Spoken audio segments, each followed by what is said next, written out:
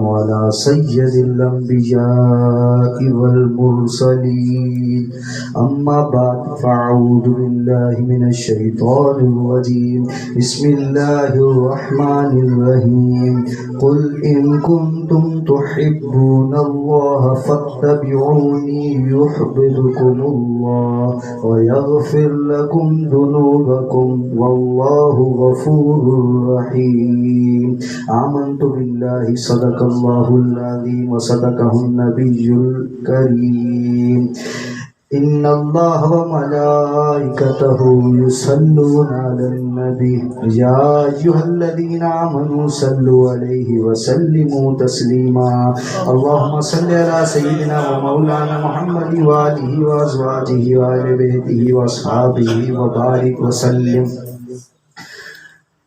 جس دور میں ہم رہ رہے ہیں، زندگی بسر کر رہے ہیں، اس دور میں تعلیم کا معیار دو حصوں میں بٹ چکا ہے۔ ایک یہ کہ ہم کہتے ہیں کہ دنیاوی تعلیم، اور ایک یہ کہ ہم کہتے ہیں کہ دینی تعلیم، اور جب کہ یہ دونوں لازم اور ملزوم ہیں، یہ ایک دوسرے کے بغیر ادھوری ہیں۔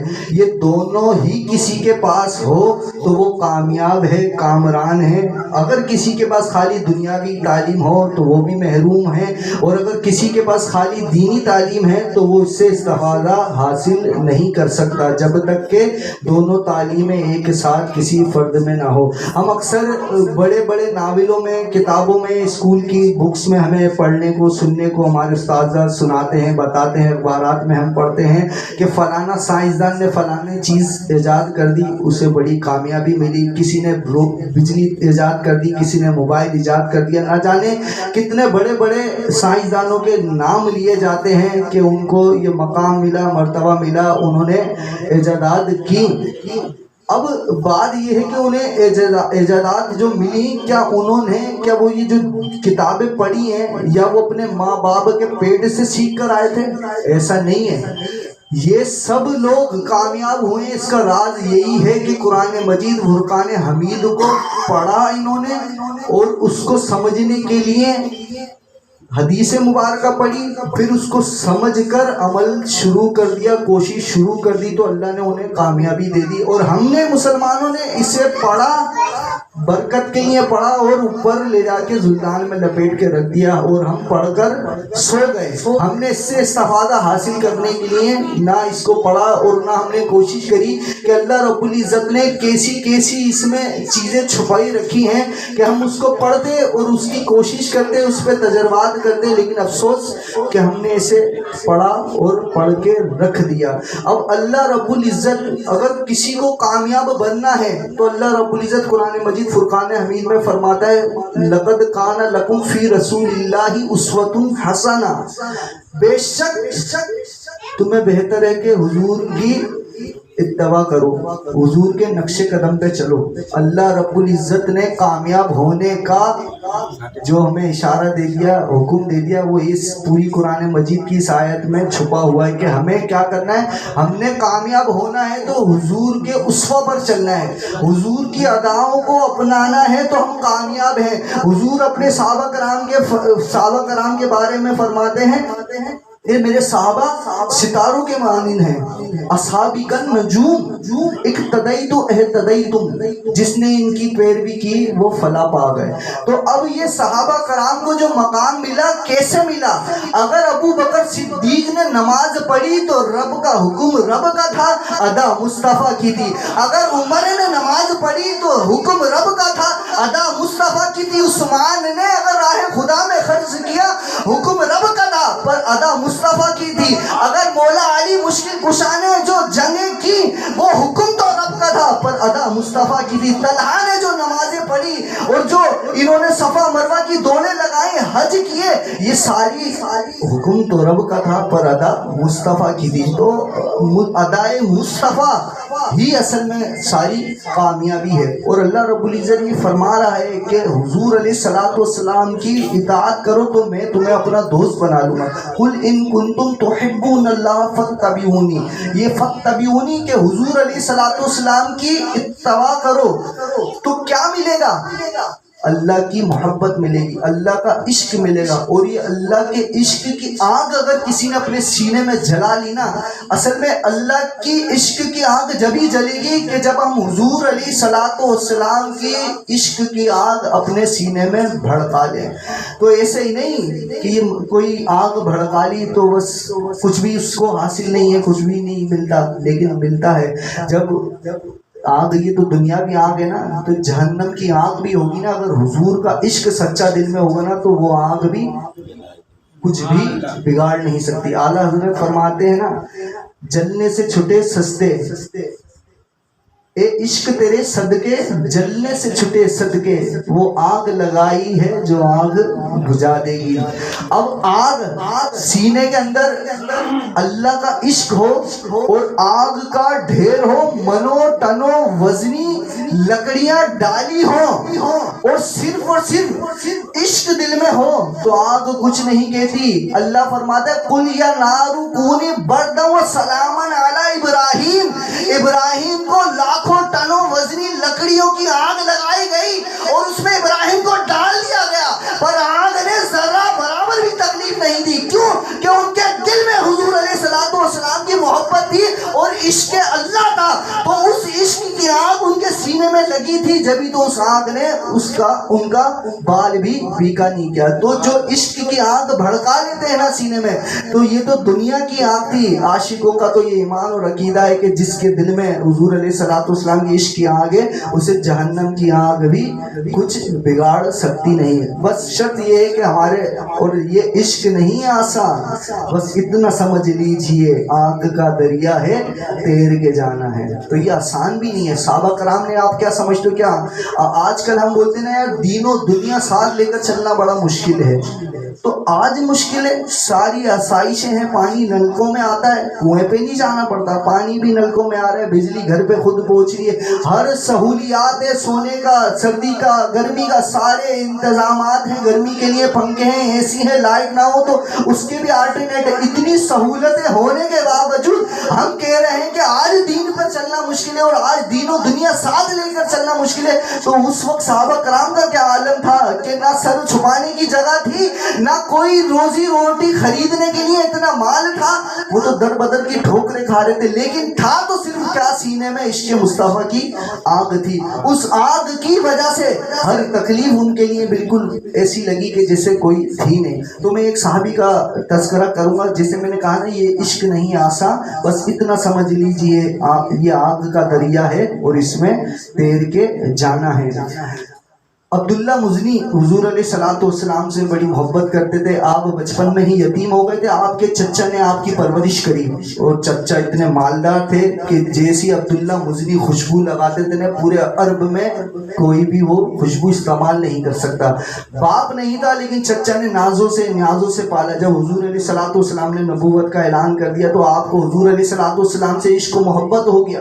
اب جب عشق اور محبت ہو گیا اور حضور علیہ الصلوۃ والسلام کو ہجرت کا حکم ہو گیا، حضور علیہ الصلوۃ والسلام مدینہ تشریف لے گئے. اب یہاں ان کو جو حضور کے عشق کی آنکھ تھی وہ تڑپا رہی تھی. کیوں آنکھ ملائی تھی، کیوں آگ لگائی تھی، اب رخ کو چھپا بیٹھے کر کے مجھے دیوانہ. اب کیا عالم ہے، کبھی سر دے رہے ہیں پیڑوں میں، درختوں میں چھپ چھپ کے رو رہے ہیں، اداس ہو گئے. والدہ بھی پوچھی ایسا کیا مسئلہ ہے، کیا ایسا ہو کیا گیا؟ تو وہ عشق کی آگ لگ گئی. مصطفیٰ جان رحمت کی یاد ستا رہی ہے، ان کا چہرہ نہیں دیکھا اتنے دنوں سے، بے چین ہے، بے تاب ہے، کھانا پینا کم کر دیا، لاغر ہو گئے.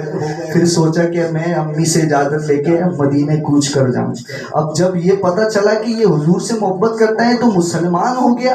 تو اب چچا کو جب یہ پتا چلا تو چچا نے ان پہ تھوڑا سا سختی کی. اب جب انہوں نے ٹھان لیا کہ میں نے جانا ہی ہے تو اب وہ چچا سے اجازت لینے گئے. چچا مجھے اجازت دیجیے، میں مدینہ جانا چاہتا ہوں. اب چچا مشرک تو انہوں نے کہا کہ تیرے اوپر جو تن پہ کپڑا ہے، تیرے پیٹ میں جو مال ہے، جو ساز و سامان ہے، سب میرا دیا ہوا ہے۔ تو کہا چچا بالکل بے شک تم نے ہی سارے احسانات کیے۔ بولے تو یہ سب کچھ مجھے لوٹا دے۔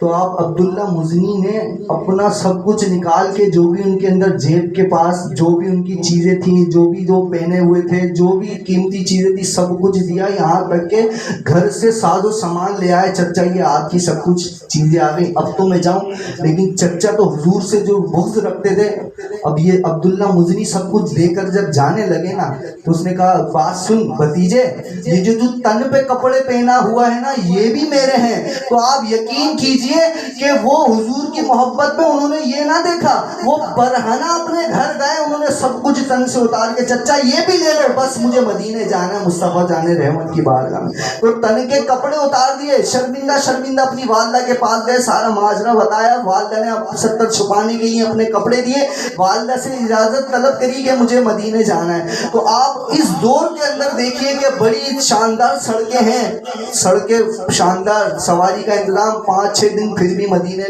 جانے میں لگتے۔ اس وقت کتنے کٹھن راستے تھے، سردی گرمی مکے کی بہت، مدینے کی بہت سخت ہوتی ہے۔ تو اب یہ عبداللہ مزنی جو بھی والدہ نے کپڑے دیے وہ پہنے اور یہ چل دیے مدینے کی طرف۔ ساری تکلیفیں انہوں نے جو بھی برداشت کی راستے میں۔ المختصر مدینے میں حضور علیہ الصلوۃ والسلام عشاء کی نماز ادا کر کے حضرت بلال سے ارشاد فرماتے ہیں، اے بلال ایک میرا دیوانہ آنے والا ہے۔ جب وہ سفر مکمل ہونے لگا نا، تو وہ حضور فرمانے لگے میرا دیوانہ آنے والا ہے، اس کا استقبال کرنا حضور، اس کی پہچان، اس کا نام عبداللہ ہوگا۔ اب یہ بے صحابی سے انتظار کرنے لگے کہ خود مصطفیٰ نے کہا ہے کہ میرا دیوانہ آنے والا ہے۔ اب بلال نے تو خاطر توازی ویسے ہی کرنی تھی، لیکن جب حضور کے لبوں سے سن لیا کہ وہ میرا دیوانہ ہے، جب تک بکے نہ تھے تو کوئی پوچھتا نہ تھا، سرکار نے خرید کے انمول کر دیا۔ تو اب جب سرکار نے خرید لیا تو وہ کتنے انمول ہوں گے۔ تو عبداللہ مزنی کا بھی انتظار ہو رہا ہے بے تابی سے۔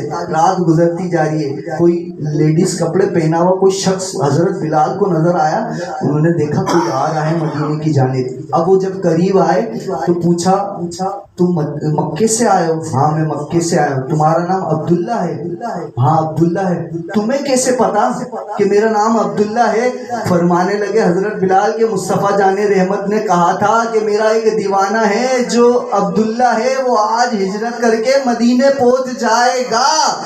تو وہ اپنی قسمت میں رشک کھانے لگے۔ تو یہاں وہ بنتا ہے شہر کہ جب تک بکے نہ تھے تو کوئی پوچھتا نہ تھا، سرکار نے خرید کے انمول کر دیا۔ اب وہ خوشی سے دیوانے ہو گئے کہ خود مصطفیٰ نے میرا نام لیا۔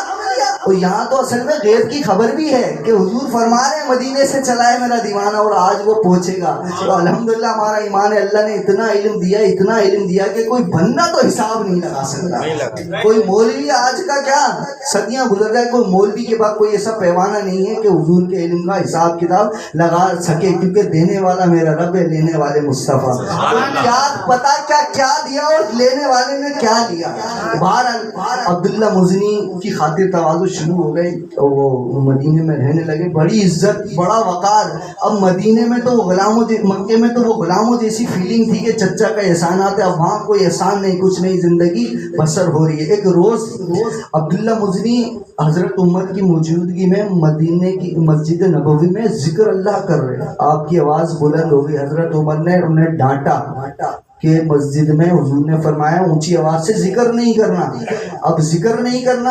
اب یہ ڈانٹ کھا کر سائڈ میں چلے گئے۔ حضور علیہ الصلوۃ والسلام غالباً جمعہ پڑھانے کے لیے تشریف لے کر آئے۔ عبداللہ مزنی کے چہرے پر حضور نے اداسی کے آثار دیکھے، اور خطبے کے دوران ہی غالباً حضور علیہ الصلوۃ والسلام نے عبداللہ مزنی کو بلایا، اے عبداللہ تو اتنا اداس کیوں ہے، اتنا پریشان کیوں ہے، تیری آنکھیں سرخ کیوں ہیں؟ اب جب محبوب پوچھے تو عالم کیا ہوگا، کیسے رو پڑے ہوں گے۔ تو بس دل بھر آیا تو کہنے لگے میری غلطی تھی، مجھے حضرت عمر نے ڈانٹا پر مجھ سے برداشت نہیں ہوئی، کہ آپ کے چہرے میں مجھے کوئی کچھ کہہ دے اور میں وہ دل برداشتہ ہو کہ میری آنکھیں نم ہیں. تو کس بات پر ڈانٹا؟ میں اونچی آواز سے ذکر کر رہا تھا. اب ویسے حضور کا قانون ہے آج تک کہ اونچی آواز میں مسجد سے ذکر نہیں کرنا، اور حضور مختار کل ہیں. حضور نے حضرت عمر کو بلایا، اے عمر یہ قانون جو مسجد میں ذکر اونچی آواز سے نہیں کرنا سب کے لیے ہے، اور یہ عبداللہ آج کے بعد اس سے مستغنی ہے. عبداللہ کو کوئی نہیں روکے گا، جتنی چاہے آواز سے اللہ کا ذکر مسجد میں کرے، باہر کرے، جہاں کرے. اب سینہ چھوڑا ہو گیا نا. اب ان کی سعادت کی بات ہے، جب ان کا انتقال ہوا نا تو مدینے میں ان کا تو تھا نہیں کوئی. اب جب ان کا انتقال ہو گیا، کفن دیا گیا، سب کچھ ہوا، حضور نے ان کی نماز جنازہ پڑھائی تو ابو بکر صدیق اور عمر انہیں قبر میں اتارنے لگے، اور حضور نے آواز دی، رکو رکو رکو رکو، اسے قبر میں نہ اتارو. حضور نے اپنے ہاتھ سے اتارا. بہت خوش قسمت لوگ ہیں، چند کچھ لوگ ہیں. فاطمہ بنت اسد مولا علی کی والدہ، ان کو بھی حضور نے اپنے ہاتھ مبارک سے، اور ایک آدھ اور ہیں، اور یہ خوش نصیب تیسرے یا چوتھے ہیں کہ حضور نے اپنے ہاتھ سے قبر میں اتارا. تو اس لیے کہتے ہیں یہ عشق کی آنکھ جب لگ جاتی نا، اے عشق تیرے صدقے جلنے سے چھٹے سستے، وہ آگ لگائی ہے جو آگ بجھا دے گی. تو یہ حضور کی شفقت انہیں ملی، اور حضور کی محبت کا جسے حضور خود اپنے ہاتھوں سے قبر میں اتارے تو کیا سوال اور کیا جواب، اور کیا پھر جہنم، جنت ہی جنت ہے الحمدللہ. تو بہرحال المختصر یہ کہ حضور علیہ الصلوۃ والسلام کی محبت اگر آج بھی کوئی سچے دل سے، سچی لگن سے محبت کرے گا تو انشاءاللہ اللہ رب العزت انعامات کی بارش سے اسے مالا مال کر دے گا. اب یہ ہمیں جیسا قاری صاحب نے بتایا تھا، یہ قاری صاحب بڑی محنت کرتے ہیں، گھر والے تو کرتے ہی ہیں محفل کے لیے، لیکن یہ جو جد و جہد کرتے ہیں نا ہمیں جمع کرنا، لے کر آنا، اللہ تعالیٰ ان کی صدا کو بھی اپنی بارگاہ میں قبول و منظور فرمائے.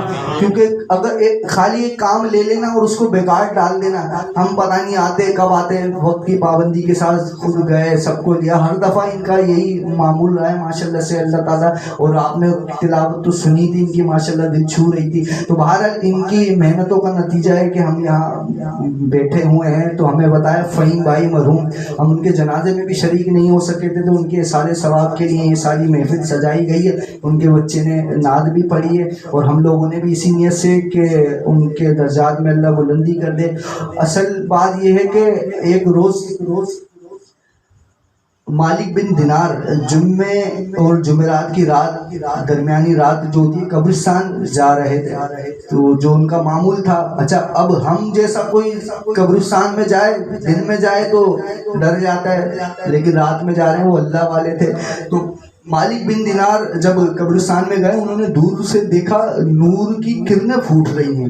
آپ نے گمان کیا اللہ تعالیٰ نے قبرستان والوں کی لگتا ہے بخشش فرما دی ہے. اب یہ دل میں خیال کیا، لبوں سے یہ بات نکلی تو ندا آئی ہے غیب سے، یہ اللہ رب العزت نے بخشش فرمائی نہیں ہے، یہ مسلمان کا مرحوم مسلمانوں کے لیے نور کے تحفے ہیں، یہ اس کی روشنی ہے. تو اب انہوں نے سوال کیا کہ تجھے اللہ کا واسطہ جس نے تجھے بولنے کی قوت عطا کی ہے، مجھے یہ معاملہ تو بتا. تو انہوں نے پھر غیب سے ندا آئی کہ ایک مسلمان جو زندہ ہے اس نے وضو کیا، 2 رکعت نماز ایسے پڑھی کہ پہلی میں قل یا ایھا الکافرون، دوسری میں قل ھو اللہ احد پڑھ کر اور اللہ رب العزت کی بارگاہ میں پیش کیا، یہ میرے جتنے بھی مرحومین مسلمان مرد و عورتیں ہیں، یہ تحفہ میں ان کو پیش کرتا ہوں. تو اس تحفے کی برکت سے مشرق سے لے کے مغرب تک ہم سب میں نور ہی نور اللہ نے داخل کر دیا. تو یہ وہ نور کے تحفے ہیں. اب مالک بن دینار نے اس دن سے تہیہ کر لیا، وہ ہر رات یہ عمل کرتے تھے، تحفے بھیجتے گئے بھیجتے گئے بھیجتے گئے. قسمت نے انگڑائی لی، حضور علیہ الصلوۃ والسلام خواب میں تشریف لائے اور کہا اے مالک تو نے جتنی میری امت کو نور کے تحفے بھیجے ہیں نا، اللہ تعالیٰ نے اسی طرح تیری بخشش و مغفرت فرما دی ہے، اور جنت میں تیرے لیے ایک مقام بنایا ہے، ایک جسے بولتے ہیں نا بنگلہ، بنگلوں کا بھی بنگلہ، منیف جس کا نام ہے منیف وہ اللہ نے تیرے نام کا لکھ دیا ہے. تو پوچھنے لگے عرض کرنے لگے یا رسول اللہ منیف کیا ہے؟ بولے جنتیوں میں اعلیٰ درجے کا مقام ہے کہ تو نے جو نور کے تحفے میری امت کو بھیجے ہیں اللہ نے اس کے صدقے تجھے جنت میں یہ مقام. تو ہم یہ جو نور کے تحفے ہی ہیں ایک طریقے سے جو ہم بھیج رہے ہیں, تو الحمدللہ ہمارا جب ہم مریں گے نا ہماری روح پریشان نہیں ہوگی, کیونکہ ہم نے دوسروں کے لیے اللہ کی توفیق سے وہاں بھیجے ہوئے ہیں. تو جب جائیں گے ہمارا دل لگ جائے گا, ہمیں اللہ کا شکر ہے پریشان ہونے کی ضرورت نہیں ہے. وہ لوگ پریشان ہوں کہ جو اپنے پیاروں کو کچھ بھیجتے نہیں ہیں, وہ انتظار ہی کرتے رہتے ہیں, اور کچھ تو ایسے بھیجنے کو شرکی سمجھتے ہیں. اب وہ جائیں گے تو ظاہر سی بات ہے وہ تنہا تو ان کی قیامت تک تنہائی میں گزرنی ہے. الحمدللہ سنیوں کا تو زمین پر بھی میلہ, زمین میں جائیں بھی تو میلہ, کبھی کبھی روز میلہ کبھی سالانہ میلہ. تو اللہ کا شکر ہے ہمارے تو یہ سلسلے چلتے رہتے ہیں, اور اللہ رب العزت درجات بلند کرتا ہے. یہ جو ان کی اولاد فہیم بھائی کی تھی, ان کے بہن بھائی بالخصوص اولاد, اللہ ان کو صدقہ جاریہ بنائے, اور اولاد کی دعا, اولاد کی استغفار والدین کے لیے بہت بڑا مقام درجات کو بلند کرتی ہے. اللہ تعالیٰ سب کی اولادوں کو نیک بنائے, متقی بنائے, بالخصوص فہیم بھائی کی اولاد کو ان کے لیے صدقہ جاریہ بننا نصیب فرمائے. انشاءاللہ وہ فاتحہ, اس کے بعد دعا, اس کے بعد بھائی سلام پڑھیں گے.